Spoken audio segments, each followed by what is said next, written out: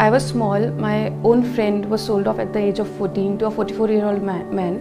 Her husband used to lock her in a room with other men. It was so hard for her. I have seen her sufferings and also many more. So that's why I wanted to work in social field.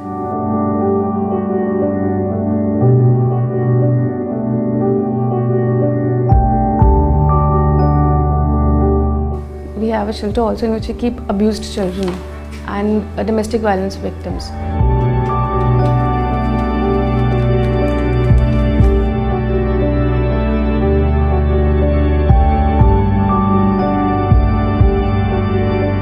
यहाँ पे आके अच्छा लग रहा है और आगे कुछ करने की हिम्मत भी आ रही है और इन्हें देख करके और अपने आप उनके जैसा बनने की कोशिश करती हूँ। पुलिस में जाना चाहती हूँ।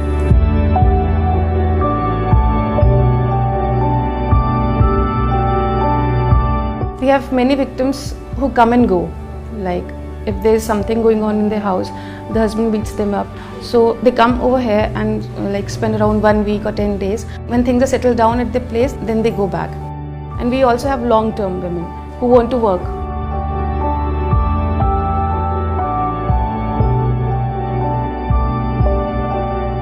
मेरे हस्बैंड खूब ड्रिंक करते थे, तो जब मैं रोकती थी तो उसके टाइम पे बहुत मारते थे मुझे, बहुत ज़्यादा। एक बार इतना मारा था मेरी आँख में डिफेक्ट आ गया था। वार्डन की जॉब कभी की नहीं थी, लेकिन मैंने फिर भी कहा मैं करूँगी। फिर मैं यहाँ आई, मुझे घर से भी ज़्यादा बेटर यहाँ मिला। बहुत अच्छा लगा मुझे, बच्चों का प्यार मिला, एक परिवार जैसा माहौल मिला। सहेली ट्रस्ट से मुझे बहुत सहारा मिला और अब मुझे ये फैमिली लगती है। मुझे अपने घर से ज़्यादा ये मुझे अपना घर लगता है।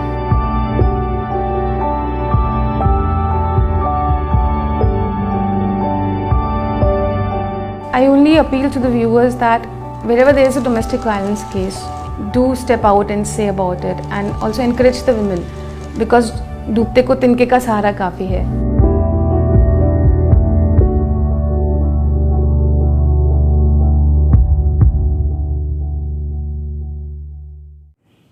जय हिंद दोस्तों, आज मेरे साथ बैठी हैं श्रुति कौशिक, जो कि एक सोशल वर्कर हैं और इनका जो एरिया ऑफ वर्क है वो उत्तराखंड में है।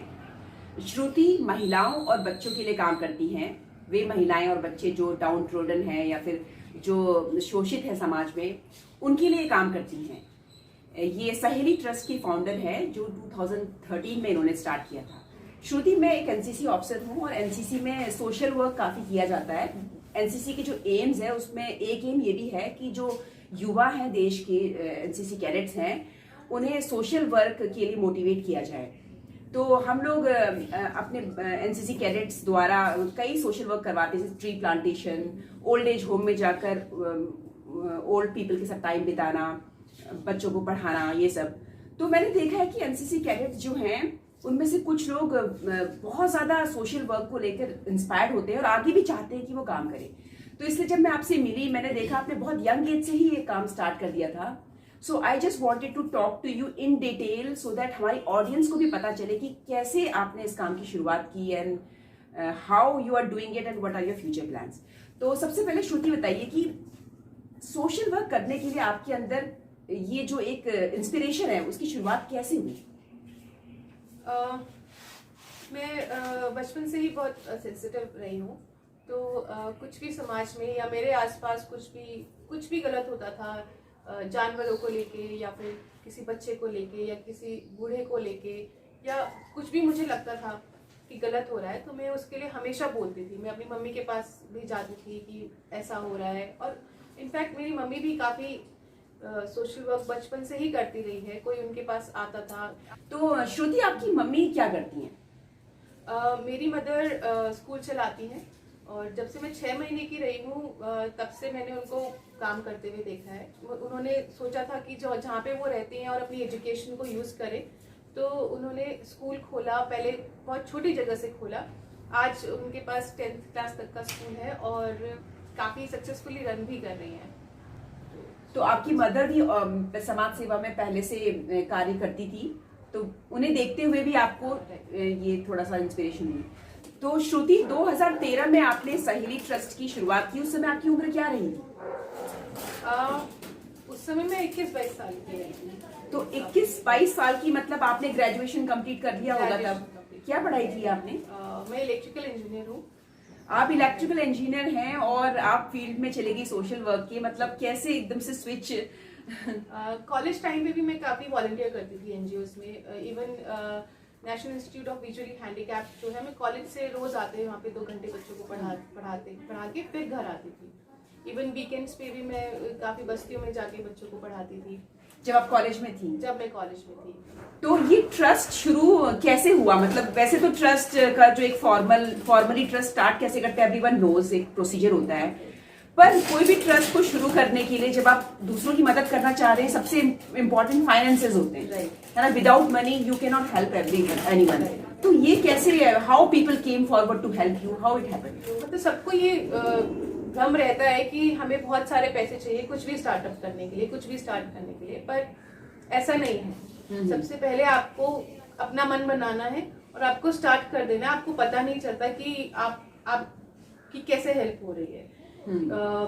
जब मैंने शुरू किया तो मेरे पास सिर्फ ट्यूशन्स थे और धीरे धीरे मैंने आसपास की औरतों को इकट्ठा किया और उनको वो लिफाफे बनाने सिखाए। अच्छा। और धीरे धीरे उनको फिर चीजें सिखाने लग गए। अब क्योंकि वो भी सीखने लग गई तो फिर उनको लगने लग गया कि वो सीखती हैं कुछ चीजें। हाँ। तो कुछ भी होता था तो मैं मार्केट में लेके गई, मैंने खुद जाके सेल आउट किया।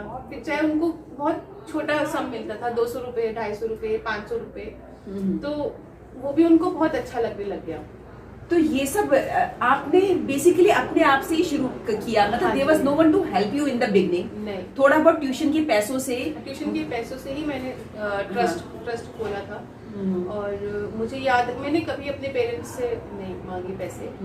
और क्योंकि पेरेंट्स को भी बहुत ज्यादा लग रहा था कि पता नहीं क्या कर रही है, हमने इसको पढ़ाया है, जॉब करे, ऑब्वियसली पेरेंट्स की अपने कंसर्न रहते हैं, मैं उनको भी ब्लेम नहीं करूंगी। उन्होंने भी नहीं देखा कि सोशल वर्क मतलब क्या कर रही है, ये कमाएगी कैसे, क्या करेगी आगे।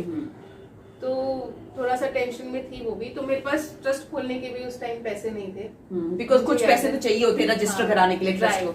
हाँ, तो वो भी फिर मैंने किसी से लिए थे, जो मैंने अगली बार ट्यूशन पूरा करके देना, आपने लोन अदा कर दिया। तो शुरू में महिलाओं ने लिफाफे बनाए तो थोड़ा बहुत रोजगार उन्हें मिला। फिर ये काम आगे कैसे बढ़ा? फिर धीरे धीरे उनको और चीजें सिखाई गई, फेस्टिवल्स आने लगे, राखियां बनाना सिखाई, और फिर धीरे धीरे लैम्प्स बनाना सिखाए। खुद पहले मैंने सीखे, फिर उनको सिखाए, और फिर अब ऐसे ही धीरे धीरे हम एग्जीबिशंस में पार्टिसिपेट किया। और अब हम लोग ब्लॉक प्रिंटिंग भी करते हैं, अब हम लोग कलमकारी भी करते हैं, और बाटिक में भी करते हैं। इंडियन हैंडलूम्स में ज्यादा काम करते हैं ताकि हम अपने ही देश का कलाएं ज्यादा उसको बढ़ाएं। तो जो महिलाएं जो मतलब शोषित हैं या जो सेक्सुअल हैरासमेंट की शिकार हैं, तो उनको भी आप मदद करते हो? उनके लिए आपने एक शेल्टर होम खोला है जहाँ वे रहते हैं। तो how do these people come to you and how you came to know about them कि somebody is suffering and they need help? ये सिस्टम ऐसा है जिसमें हमें पूरे मतलब सब लोगों की जरूरत है ना। तो हम लोग जाते हैं, पुलिस स्टेशन जाते हैं, हम लोग एसपी से मिलते हैं, सबको बताते हैं कि हम लोगों ने ऐसा सेटअप खोला है। अच्छा। अगर आपको कोई ऐसा मिलता है या फिर कुछ प्रॉब्लम है तो आप हमारे पास ला सकते हैं। तो जब उनके पास कोई महिला आए जिसको मुश्किल है, रहने की जगह नहीं है, और या उसके घर वाले ही उसको शोषण कर रहे हैं, तो they contact you and they ask you whether you can provide them shelter and protection. This is how. क्योंकि गवर्नमेंट के भी रिसोर्सेज लिमिटेड है, तो फिर हम जैसी ऑर्गेनाइजेशन के पास अप्रोच करते हैं और हम लोग उनको प्रोवाइड करते हैं। तो आपको डोनेशंस वगैरह आते होंगे जिससे आप इनको सपोर्ट करते हो? अब धीरे धीरे जब लोग हमारा काम जानने लग गए तो ऑब्वियसली जो मतलब मुझे बहुत खुशी होती है कि हमें ये कहते हुए कि हमारे इंडिविजुअल डोनर्स ज्यादा है। Individual donors? क्योंकि इंडिविजुअल डोनर्स में ऐसा होता है, लोग आते हैं, देखते हैं, मिलते हैं, तो एक ट्रस्ट हमारा बिल्डअप है। लोग जानते हैं और उनको पता है कि मतलब उनका जो पैसा है वो सही जगह पे यूज हो रहा है। तो इसके लिए हम लोग बहुत पर्टिकुलर हैं। तो आपका जो शेल्टर होम है उसको रन करने के लिए आपको मुश्किल नहीं आती, because now people are coming forward to help you? मतलब मुश्किल ऐसा नहीं है कि मुश्किल नहीं आती, बट बहुत टाइम ऐसा होता है कि जनरेट करना पड़ता है, ऐसा भी होता है, लोगों के पास जाके बात करनी पड़ती है। तो ऐसा नहीं है, Challenges हैं। आसान नहीं है। हाँ, अच्छा श्रुति बताइए, सुबह से शाम तक आपका क्या रूटीन रहता है? एक जनरल रूटीन बताइए आप अपने काम के बारे में। मेरा रूटीन तो ये रहता है कि मैं 4 बजे उठ जाती हूँ सुबह, और 4 बजे उठ के फिर मेरा खुद का एक्सरसाइज और बच्चों को उठाना। आप क्या ये बच्चे आपके शेल्टर होम के साथ में ही रहते हो क्या आप? नहीं, मेरा घर पास में ही है, तो you go and okay you see them every day. क्योंकि इट इज नॉट लाइक कि आपने वार्डन रख लिया, सब कुछ उसके ऊपर डाल दिया। नहीं। Everything you do yourself, you know, monitor and look after and ask. जैसे एक हमारे पास जूडो की भी बच्ची रही थी, तो उसका भी खाना पीना सब कुछ सेटअप करना पड़ता है, क्योंकि शायद जिस फीलिंग से मैं महसूस कर सकूं एक एम्प्लॉय उस फीलिंग से नहीं महसूस कर कर पाए। कोई बच्चा आपकी अगर संरक्षण में है तो you treat that as your own child, as if you are that child's mother. तो उस नजर से आप उनकी केयर करती हैं। तो फिर वहां जाती हैं आप, उनको उनकी जरूरत क्या उनको चाहिए सब कुछ देखती हैं? सब कुछ स्कूल ड्रेस या घर के कपड़े या लोअर, अब सर्दियां हैं तो जैकेट्स, मतलब सब चीज देखती हूँ। तो उसके बाद दिन भर आपका वहां पे?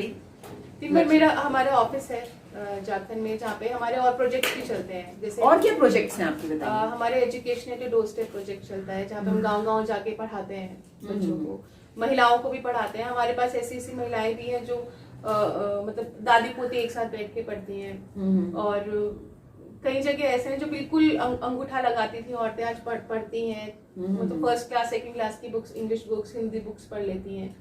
तो लिटरेसी रेट भी हम कोशिश करते हैं कि हम तो वॉलंटियर्स होते हैं जो आपके साथ इस काम में डोर टू डोर जाकर पढ़ाते हैं? वॉलंटियर्स नहीं होते, एम्प्लॉइज होते हैं, क्योंकि Okay, you have employed people too actually, so you pay those people. We pay those people. तो आपके तो बहुत expenses हैं, मतलब not only you're running a shelter, you're paying all these employees who are doing office work for you, who are educating people.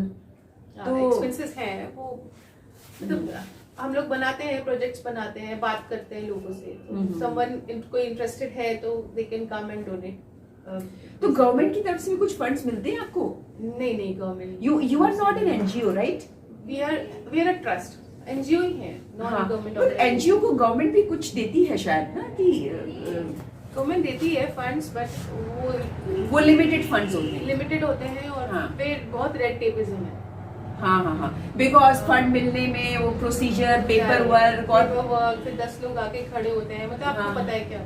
हाँ, और क्या काम आपके प्रोजेक्ट से? हमारा शी कैब रन हुआ था, जो कोविड की वजह से अभी। शी कैब मतलब टैक्सी जो महिला चलाती है, सर्विस जो महिला चलाती है, और महिलाओं द्वारा ही संचालित है, और महिलाएं ही उसमें बैठी हैं। तो अच्छा। ये टैक्सी सर्विस भी चला है। शी ट्रैवल्स हमने चलाया है। हाँ। उसमें जैसे हमने ऐसी जगह लोकेट की हैं जो सिर्फ महिलाएं रन करती हैं। हाँ। और जैसे होम स्टेज होते हैं, महिलाओं के ही घर होते हैं जो वो रन करते हैं, और महिला ही हम गाइड देते हैं। तो जैसे शी कैब हो गई, शी ट्रैवल्स हो गया, ताकि अगर महिलाएं या लड़कियां ग्रुप्स में घूम रही हैं तो उनको डर ना लगे। तो महिला ही हम उनको प्रोवाइड करते हैं गाइड, और वहाँ पे रहती है जहाँ वो भी महिलाएं ही होती हैं। अच्छा, एक बात बताओ, मतलब you are so young and you started this social work at the age of 21, तो आप यंग बॉयज एंड गर्ल्स को क्या कहना चाहेंगे जिनको रियली आपकी तरह अंदर से एक सेंसिटिविटी है समाज को लेकर, और लेकिन घर वाले सपोर्ट नहीं करते हैं? ऑब्वियसली देखो, पेरेंट्स तो यही चाहेंगे कि बच्चे को कोई हाई प्रोफाइल जॉब मिल जाए, हर महीने एक सैलरी, सिक्योरिटी होती है वो रहे, है ना? तो ये कैसे फिर कोई अगर चाहता है इस फील्ड में जाना, तो how can, what advice would you give to them? मैं एडवाइस यही दूंगी कि अगर आपका सच में सोसाइटी में कुछ बदलाव लाने का मन है, तो आपका बस सबसे पहला स्टेप हार्ड होता है। एंड समाज बोलेंगे, आपको रिलेटिव्स बोलेंगे क्या करो, बट अगर आप श्योर हो कि आप इस फील्ड में आगे जा सकते हो, क्योंकि ये फील्ड ऐसी नहीं है, आपको पूरा डेडिकेशन देना पड़ता है, और अभी कोई पर्सनल लाइफ नहीं होती। मैं कल ही की बात है, श्रुति से मैं कह रही थी कि हम इंटरव्यू रखते हैं, पर इनको एक कॉल आ गया था चाइल्ड हैरासमेंट का, और she was involve in that thing, पूरा दिन इनका उसमें लग गया। तो हर she has no private time, मतलब जिसमें हाँ, ये right. कहा है, कमिट किया तो she would be there, because इतनी जगह इन्वॉल्वमेंट रहती है, पुलिस ने कॉल कर लिया या कहीं और से कॉल आ गया, किसी को आपकी हेल्प चाहिए, तो वो one has to be ready for that हाँ, right. कि आप समाज को आप अपना पूरा टाइम देना चाहते हैं, देने के लिए आप तैयार हैं। अच्छा, और बाकी जो है एक बार काम शुरू कर दिया तो राह निकल जाती है। राह निकल जाती, फिर आपको पता भी नहीं चलेगा कि आप हाँ, कब।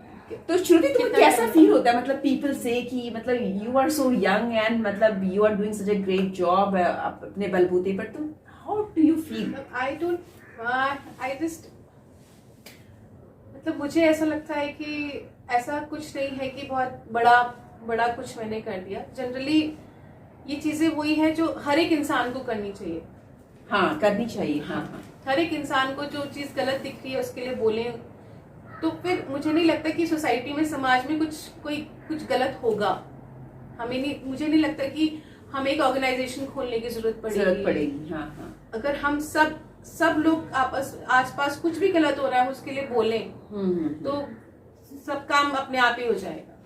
तो बहुत अच्छा लगा श्रुति आपसे बात करके, and thank you for giving us your time and all the best for your thank you future. So much.